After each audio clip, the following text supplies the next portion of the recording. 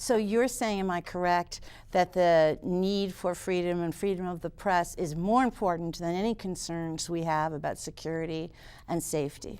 Let's assume that the government is right, and with all these measures that is taking, the United States is safer and the American people is safer, and so you're safe, and you feel safe, and it's correct. Right. Okay. No big attacks. No big attacks, or no attacks, no attacks. So, but is worth to pay the price to lose freedom and to lose privacy.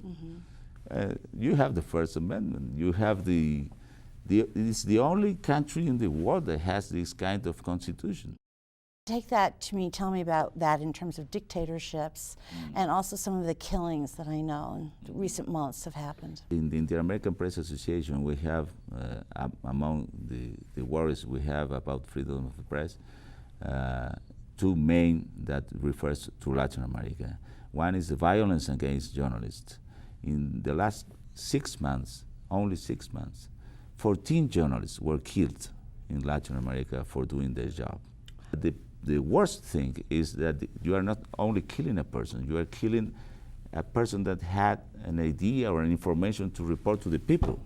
So you kill an idea and an information, and then the people is less informed about that.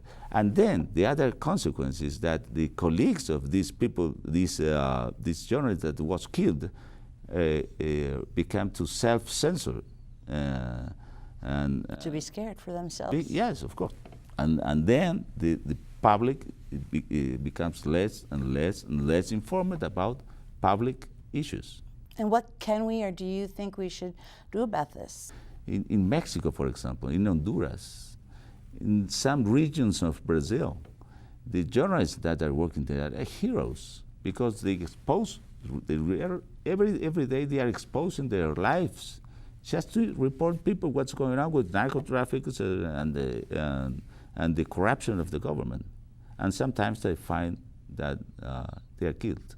But because in Cuba you don't have the possibility to create a newspaper, an independent or critic or a newspaper.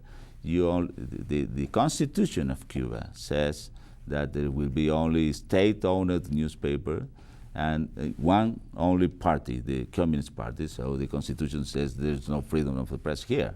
The freedom of the press we have is inside the socialist model. If there is something different, it can go on.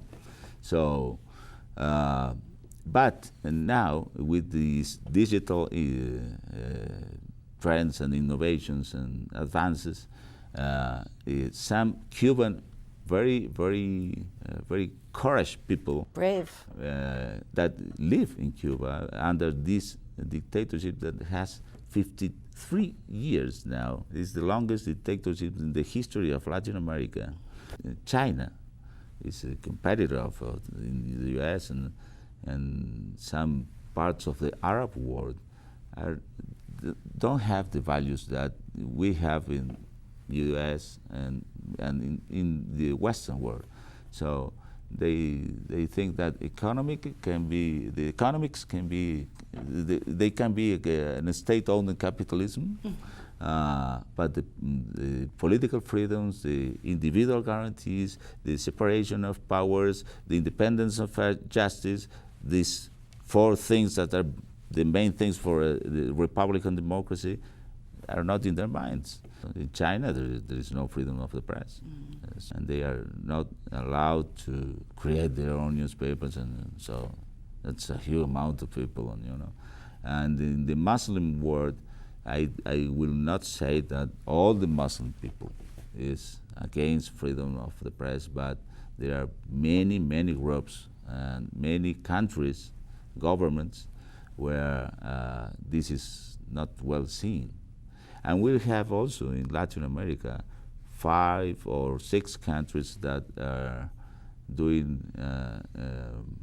like what I call democratic dictatorships.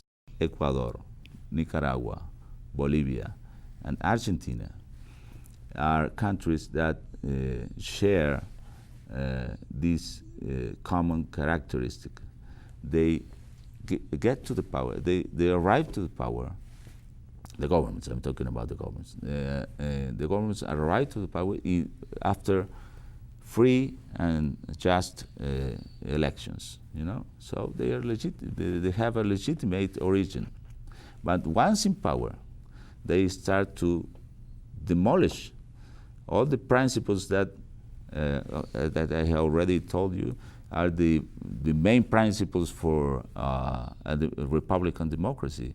So they start to change constitutions, approve very quickly new laws to control the Congress, control the justice, the judges, and of course attacking freedom of the press. Because the main objective is to remain in power. Yes, exactly. And to be reelected and reelected and reelected. You have Cristina, the family of the Kirchners in Argentina.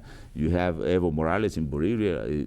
You have Rafael Correa in Ecuador. You had Chavez, and now his successor, Maduro, is the current president. So the main thing is to remain in power and to impose the society a new model where the values of a Republican democracy are over. In your long history, your career, is there a particular story that's been your favorite or the most important to you? Well, yes. During the years of the military dictatorship in my country, it was a rightist dictatorship. I ran a story about a politician that was prosecuted by the military, and the military wanted to kill him. And I found him in Buenos Aires, in Argentina, before the military were there in 1975. And I interviewed him, and I printed the interview, and my newspaper was closed by the military dictatorship. So we had to fight with that. Now there are some other countries that have to fight in the same way. So that's why it's so important for our Latin American journalists to have again the system of the United States shining as it shined 30 years ago. A noble mission indeed. I appreciate talking to you very much. Claudio Paolillo, thank you so much for joining us today with World Denver Talks. It was a pleasure for me, Gwen. Thank you. Thank you.